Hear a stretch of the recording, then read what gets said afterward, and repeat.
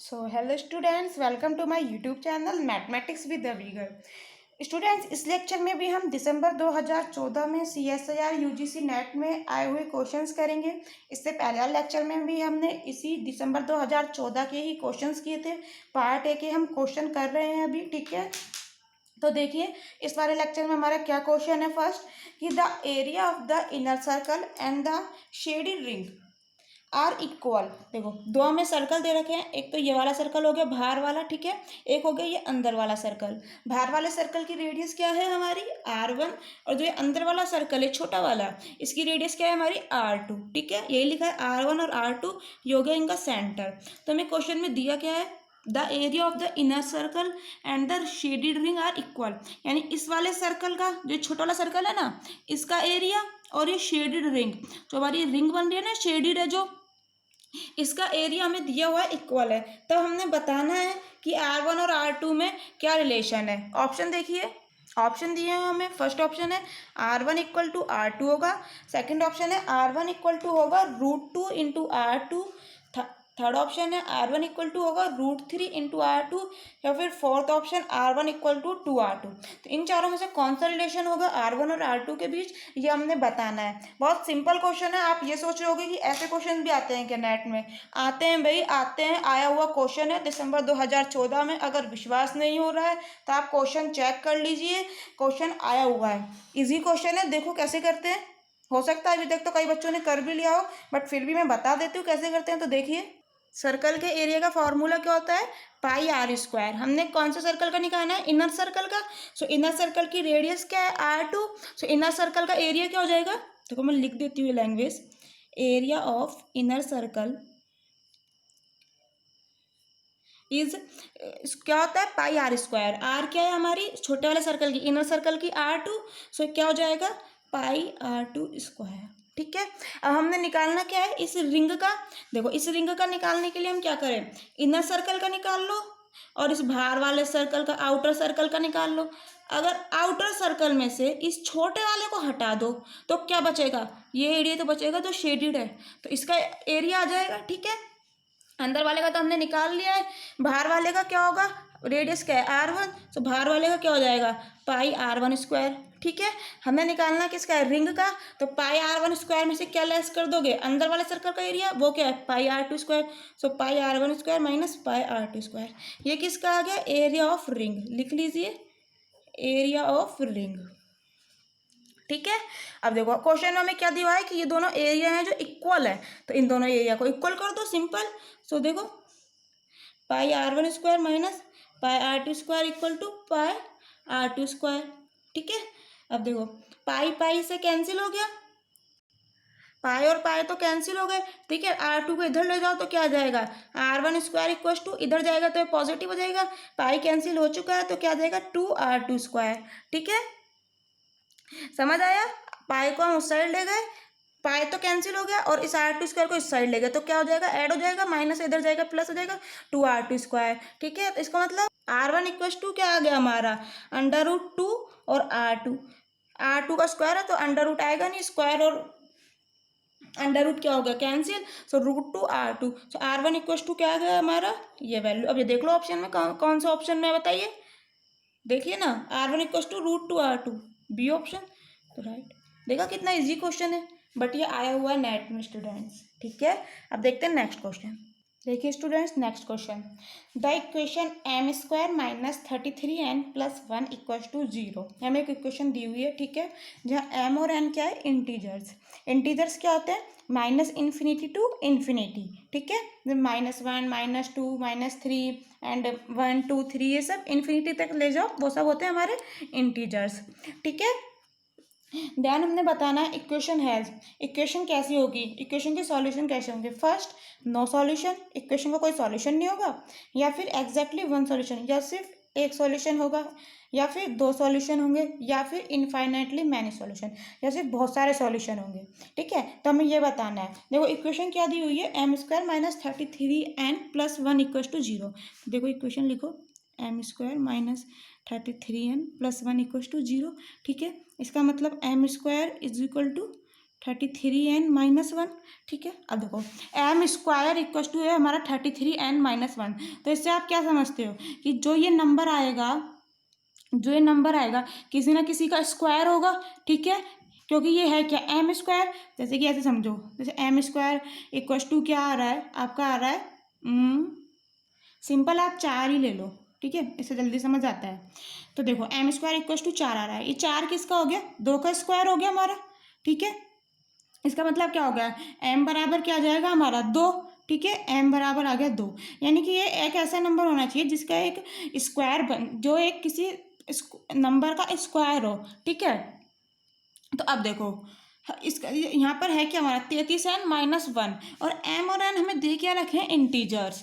देखो एन की वैल्यू रख के देखो, 1 रख के देखो, 33 एक कम 33, 33 में से 1 गया 32, 32 किसका स्क्वायर होगा, 32 किसी का नहीं है भाई, 2 रखो, 33 दूनी 66, 66 में से 1 गया तो 65, 65 किसका है, किसी का भी नहीं है। किसी भी चीज़ का किसी भी नंबर का स्क्वायर करो 65 आता है, नहीं आएगा। यहाँ पर ऐसे 3 रख लो, क्या आएगा 99, 99 में से 1 गए तो 98, 98 बताओ किसका होगा, किसी का भी नहीं है। किसी भी नंबर का स्क्वायर कर लो 98 नहीं आएगा। क्योंकि हमें यहाँ दिए हुए भाई एम और एन इंटीजर्स है, इसका मतलब क्या हुआ, ऐसा कोई भी एन इंटीजर एग्जिस्ट नहीं करेगा जिसके लिए ये 33n-1 एक परफेक्ट स्क्वायर बन जाए, ठीक है। लिख सकते हो आप, यहाँ पर लैंग्वेज लिखना चाहे तो लिख लो कि there are no integer N, किस तरह से, सच डैट कि 33n-1 एक परफेक्ट स्क्वायर बन जाए, इज अ परफेक्ट स्क्वायर, ठीक है। तो इसका मतलब क्या है, M square minus 30n+1 equal to 0। इस इक्वेशन का कोई सॉल्यूशन नहीं होगा, क्यों, सॉल्यूशन इक्वेशन के सॉल्यूशन क्या होते हैं कि जो उसमें वेरिएबल दे रखे हैं हम उनका वैल्यू निकाल सके। जैसे हम कोई इक्वेशन लिखते हैं कि x² - 2x+1 या कुछ भी, इसका सॉल्यूशन का क्या मतलब है कि x की वैल्यू आए, x की वैल्यू निकाल सके हम। तो यहाँ हम बोल रहे हैं वैल्यू निकाल ही नहीं सकते, क्योंकि यहाँ पर कोई इसका स्क्वायर बन ही नहीं रहा है, ये किसी का, ठीक है, परफेक्ट स्क्वायर बन ही नहीं रहा है। इसका मतलब क्या है, एम और एन की वैल्यू नहीं निकाल पा रहे हैं हम। इसका मतलब क्या है, इस इक्वेशन के कोई भी सॉल्यूशन नहीं है। तो option A is correct, this equation has no solution, ठीक है। इजी था क्वेश्चन, ओके। अब देखिए स्टूडेंट्स नेक्स्ट क्वेश्चन, देखिए student next question, what is the area of the triangle bounded by these lines. हमें लाइन की इक्वेशन कौन कौन सी दे रखी है, y = 2x, y = -2x और y = 6, ठीक है। इन इक्वेशन का जो बाउंडेड, इन इक्वेशन से जो बाउंडेड हमारा ट्रायंगल है उसका हमने बताना एरिया। आपको लग रहा होगा इतनी इजी क्वेश्चन कोई आते हैं क्या नेट के एग्जाम में, ये भाई आया हुआ है नेट के एग्जाम में क्वेश्चन 2014 दिसंबर में, ठीक है। देखो y = mx का आपको पता है ग्राफ कैसे बनता है, देखो y = mx का ग्राफ कैसे बनता है, इस तरह से, ठीक है, यहाँ से जाता है ये ओरिजिन से, ठीक है। तो देखो ये क्या होता है हमारा, इसके पॉइंट, इसके हमारे क्या होते हैं पॉइंट 0 0, पता होगा, नॉर्मल सी चीज़ें, ठीक है। ये हो गया हमारा x एक्सिस, ये हो गया x', ये हो गया y और ये होगा y'। ये हमारी इक्वेशन किसकी होती है, y = mx की। यहाँ क्या है, y = 2x, तो ये वाली इक्वेशन हमारी किसकी होगी, y = 2x, ठीक है। अब देखो y = -2x, इसके कैसे जाएंगे हमारे, तो इसका जाएगा इस तरह से, ठीक है। ये भी सेंटर से जाता है, ठीक है। ये किसकी इक्वेशन हो गई, y = -2x। समझ आए दोनों इक्वेशन। एक लाइन और दे रखे हमें y = 6, तो y = 6 से कहाँ से जाएगी, ये इस y = 6 हो गई, ठीक है।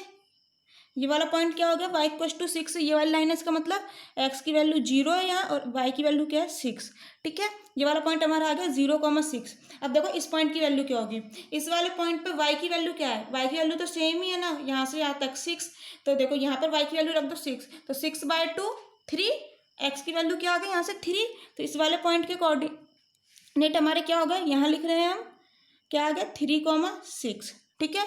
इसका 0,6, इसका 3,6 और इसका क्या होगा, यहाँ भी क्या है, y की वैल्यू तो 6 ही है, तो यहाँ पे 6 रख दो, यानी कि x = -3, तो इस वाले पॉइंट के कोऑर्डिनेट क्या आ गए, -3,6। हमने अब हमारा क्या बन गया, ये एक ट्रायंगल, ठीक है, जिसके हमें सारा पॉइंट पता है। अब देखो ट्रायंगल का फॉर्मूला क्या होता है, एरिया ऑफ द ट्रायंगल क्या होता है, area of the triangle, triangle मैंने लिखा नहीं है, बना दिया, समझ जाना। एरिया ऑफ द ट्रायंगल क्या होता है हमारा, 1/2 into B into H, B मतलब बेस, एच इंटू हाइट।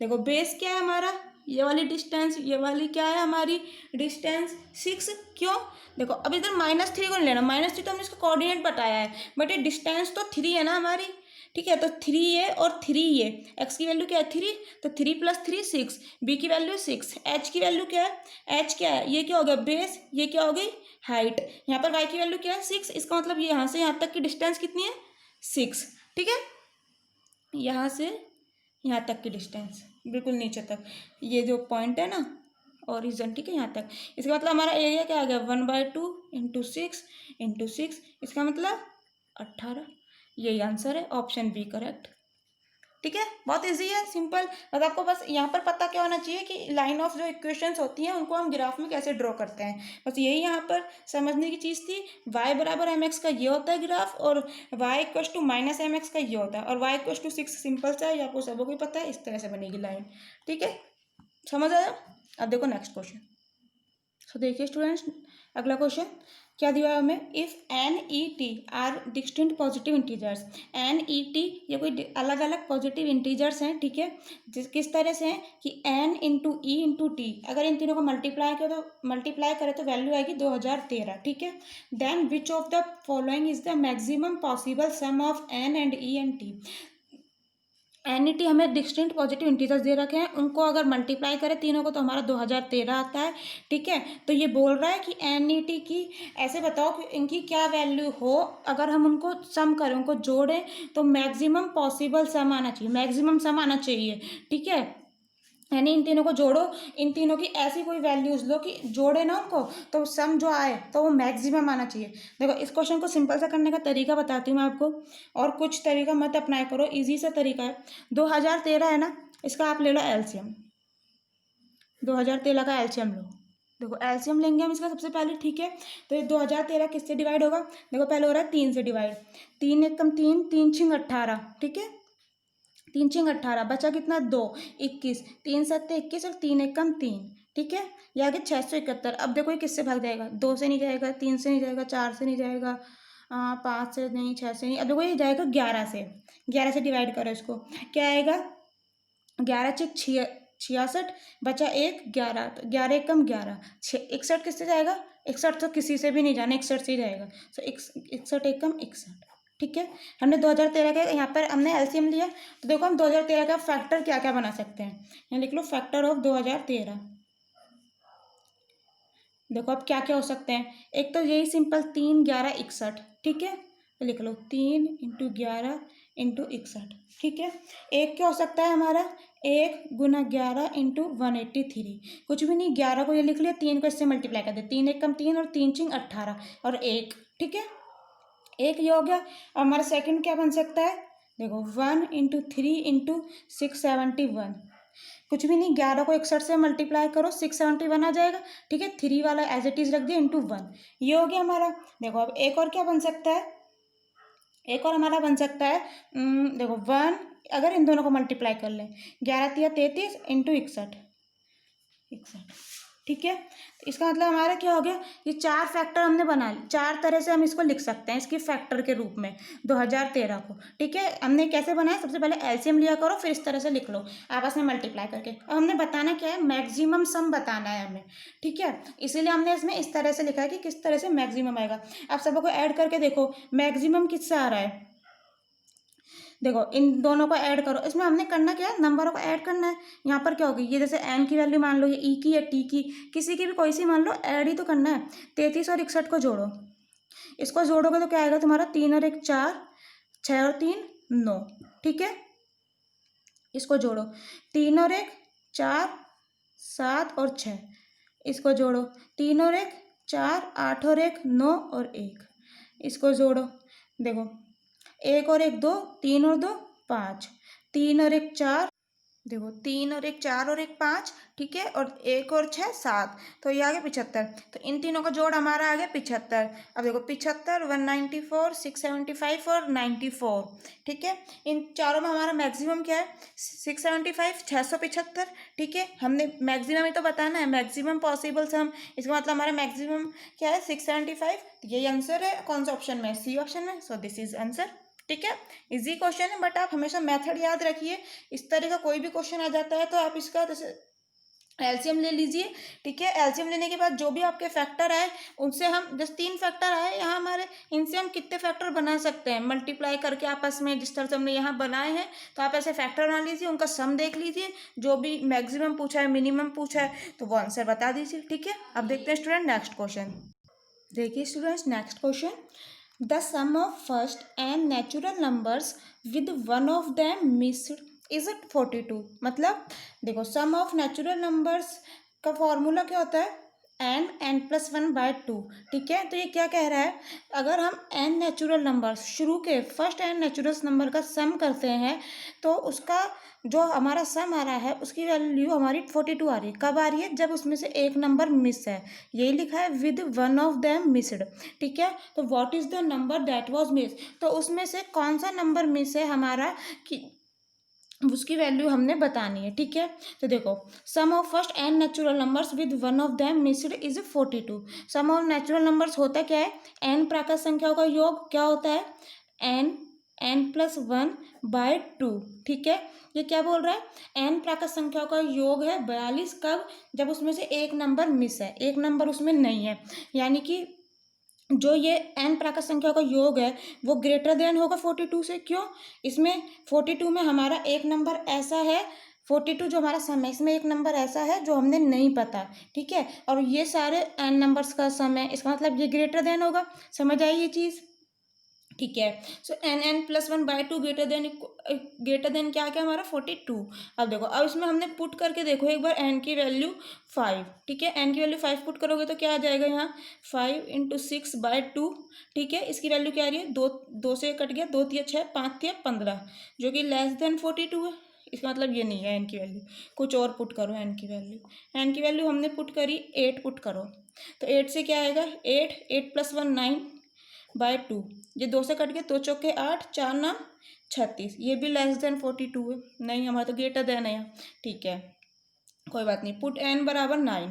अब n बराबर 9 पुट करो, उसके बाद क्या आएगा? 9, 9 + 1 10, सो 10/2, ये 2 से कट गया, 2 पंजे 10, 5 9 45, 45, ये दिस इज ग्रेटर देन 42, ठीक है। So this is greater than 42। इसका मतलब क्या है? हमारा यही तो है यहाँ पर कि सम ऑफ n नेचुरल नंबर्स, इसीलिए हम n 9 पे रुक गए कि ये बोल रहा है फर्स्ट नेचुरल नंबर्स, यानी शुरू के सिर्फ हमें प्राकृत संख्याएं लेनी है, ठीक है। तो शुरू की प्राकृत संख्या लेनी है कि कब तक, जब जो हमारा जो ऐड आया उनका, जो उनका सम आया वो 42 से ज़्यादा आएगा। क्यों? 42 तो जब है उसमें से एक नंबर मिस है, ठीक है। तो n बराबर 9 पे हम रुक जाएंगे। इसका मतलब ये क्या है? n प्राकृत संख्याओं का योग कर रहे हैं यहाँ पर हम, जिसमें से एक नंबर मिस है। तो n प्राकृत संख्याओं का योग हमने निकाल लिया 45 है, बट यहाँ कह रहा है कि जो हमारा n प्राकृत संख्याओं का जो हमारा सम आ रहा है वो आ रहा है 42। कब? जब उसमें से एक नंबर मिस है। और बट हम यहाँ कह रहे हैं n प्राकृत संख्याओं का योग 45 है। इसका मतलब नंबर कौन सा मिस है? 3। नॉर्मल सा, समझ आया ना आपको?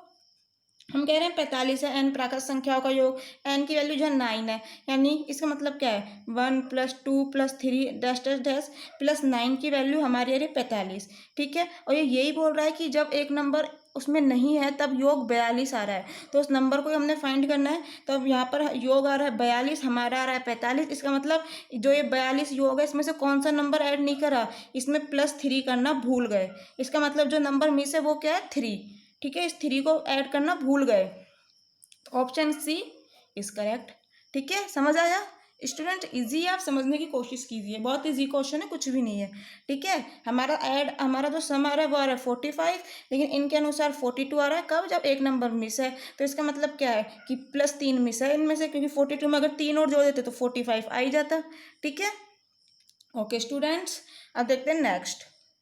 देखिए student next question, Ajay, Bunty, Cheenu and Dev, ये चार कोई पर्सन है, ठीक है, were agent, baker, compounder and designer, but not necessarily in that order. मतलब अजय, बंटी, चीनू और देव, इन चारों में से कोई बेकर है, कोई कंपाउंडर है, कोई डिजाइनर है और कोई एजेंट है, बट इसी ऑर्डर में नहीं है। किस ऑर्डर में? जैसे हमने लिखा है ना, अजय के लिए एजेंट, बंटी के बाद बेकर, चीनू के लिए कंपाउंडर, इसी ऑर्डर में नहीं है जिस तरह से क्वेश्चन में लिखा है।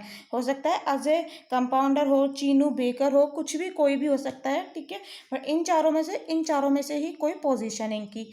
अब देखो, बट हाँ, ये मैंने आपको बता दिया। दैट टोल्ड द बेकर, देखो यहाँ से इंपॉर्टेंट है, इसी से हमारा क्वेश्चन होगा। क्या बोल रहा है? Dev told the baker that Cheenu is on his way, ठीक है, Ajay is sitting across the designer, okay, and next to the compounder, ठीक है। The designer did not say anything, what is each person occupation. हमें बताना क्या है, हमें कि अजय का, बंटी का, चीनू का और देव का क्या क्या ऑक्यूपेशन है, इनमें से कौन सा किस पोजीशन पर है, एजेंट है कोई, कौन सा बेकर है, कौन सा कंपाउंडर है और कौन सा डिजाइनर, ठीक है, हमने ये बताना है।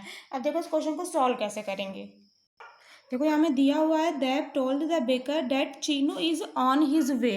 इसका मतलब क्या हुआ? इसका हमारे डायग्राम से समझते हैं हम इसको, ठीक है। देखो, देखिए, Dev told the baker that Cheenu is on his way, इसका मतलब देव बेकर से कह रहा है चीनू के बारे में, ठीक है। इसका मतलब देव हो गया यहाँ और चीनू हो गया अपोजिट डायरेक्शन में, ये हो गया चीनू, ठीक है। ये बेकर से बोल रहा है, इसका मतलब ये तो यहाँ क्लियर हो गया कि देव और चीनू में से, इन दोनों में से कोई भी बेकर नहीं है, ठीक है। यहाँ लिख लो, Dev and Cheenu is not baker, ये यूज आएगा बाद में स्टेटमेंट, ठीक है। नेक्स्ट देखो, ये कैसे पता लगा, आपको समझ आया ना, क्योंकि देव बेकर से कह रहा है चीनू के बारे में, यानी कि बेकर कोई अलग है, चीनू और देव कोई अलग है, ठीक है। अब देखो, Ajay is sitting across the designer, Ajay कहाँ बैठा है? डिजाइनर के आगे, ठीक है। इसका मतलब यहाँ क्या आ गया, लिखा है ना अक्रॉस द डिजाइनर, इसका मतलब अजय कहाँ बैठा है? डिजाइनर के आगे। सो ये हो गया अजय, और ये यहाँ कौन बैठा है? कोई डिजाइनर। यहाँ हमें इसका नाम नहीं पता अभी, ठीक है। क्यों नहीं पता? हमें क्वेश्चन में जो दिया हमने अभी वही लिखा है। अब देखो, देव आ गया, चीनू आ गया, अजय आ गया, बचा कौन सा? बंटी। चारों में से बंटी बचा, इसका मतलब डिजाइनर कौन है? बंटी। यहाँ सबसे पहले बंटी का क्लियर हो गया कि बंटी किस पोजीशन है पे, बंटी है डिजाइनर, बंटी का ऑक्यूपेशन क्या हो गया? डिजाइनर। अब देखो, इन तीनों में से बताना है इन तीनों के पास कौन कौन सा है। आगे पढ़ो, देखो, the designer did not say anything. देखो यहाँ हमारे क्या कह रहा है, देव बेकर से बोल रहा है चीनू के बारे में, ठीक है। इसका मतलब डिजाइनर तो हमारा बंटी हो गया, इसका मतलब बेकर कौन है? अजय, क्योंकि देव अजय के, वो चीनू के बारे में बेकर से बोल रहा है, और डिजाइनर हमारा ये हो गया, इसका मतलब अजय कौन है? बेकर, ठीक है। इसका भी क्लियर हुआ, ये हो गया बेकर, ठीक है। अब देखो, ये यहाँ पर हमारा क्या था, Ajay is sitting across the designer and next to the compounder, यानी डिजाइनर के बाद जो नेक्स्ट है वो है कंपाउंडर। इसका मतलब या तो देव कंपाउंडर है या फिर चीनू कंपाउंडर है, इन दोनों का फिक्स नहीं है। अब बची कौन कौन सी? बेकर हो गया और डिजाइनर हो गया, बचा क्या? कंपाउंडर और एजेंट। इस ना एजेंट का क्लियर है ना कंपाउंडर क्लियर है, इसका मतलब इन दोनों के तो हमारे फिक्स हो गए, ठीक है। और देव और चीनू में दो रह गए, एक इनमें से एजेंट है और एक इनमें से कंपाउंडर है, ठीक है। लिख लीजिए, एजेंट और कंपाउंडर, या तो इनमें से देव है या फिर चीनू है, हमें पता नहीं है, कोई के पास भी कोई सी भी पोजीशन हो सकती है। अब ये कैसे पता लगेगा? देखो, ये पता लगेगा ऑप्शन से। अब देखते हैं ऑप्शन। देखिए, फर्स्ट ऑप्शन क्या है? अजय कंपाउंडर है, बंटी डिजाइनर है, चीनू बेकर और देव एजेंट है। देखो, आपको फिक्स कौन सा है? हमें पता है अजय बेकर है और बंटी डिजाइनर है। इन दोनों को चेक करते हुए चलो, ये दोनों अपना पता लग जाएंगे। अजय बेकर है और बंटी क्या है? डिजाइनर। देखो, अजय बेकर किस में है? अजय इसमें कंपाउंडर है, गलत हो गया ऑप्शन। अजय इसमें भी कंपाउंडर है, ये मैंने कंप्लीट नहीं लिखा है, शॉर्ट में कंप लिख दे, कंपाउंडर है, ठीक है। अजय कंपाउंडर है, इसका मतलब बी ऑप्शन भी गलत। देखिए सी ऑप्शन, इसमें क्या है, अजय बेकर। हाँ बिल्कुल, हमारा अजय बेकर था। और इसमें बंटी क्या था, डिजाइनर। इसमें बंटी क्या है, एजेंट, तो ये गलत। अब देखो डी ऑप्शन, इसमें अजय क्या है, बेकर, बिल्कुल ये बात हो रही है फॉलो। बंटी क्या है, डिजाइनर, बिल्कुल ये फॉलो हो रही है। इन दोनों का हमारे कोई फिक्स है ही नहीं, इन दोनों का हमारा कोई फिक्स है ही नहीं। देव एजेंट भी हो सकता है, कंपाउंडर भी हो सकता है, इसमें से पता लग जाएगा, ये दोनों तो फिक्स हो ही गए। तो और ऑप्शन में यहाँ क्या दे रखा है, चीनू एजेंट। ठीक है, चीनू के पास यहाँ दोनों ऑप्शन थे, एजेंट भी हो सकता है, कंपाउंडर भी हो सकता है। तो ठीक है, चीनू एजेंट हो गया और देव हो गया कंपाउंडर। तो ये बात हमारी फॉलो हो गई। हमने ये तो बोला था हाँ, देव और चीनू के पास दो दो ऑप्शन है, इनमें से या तो ये है या ये, हमारा फिक्स नहीं था। क्वेश्चन में इनके बारे में सिर्फ इतना ही दिया था। ठीक है, तो क्लियर हुआ स्टूडेंट्स। तो हमारा कौन सा ऑप्शन सही हो गया, डी ऑप्शन।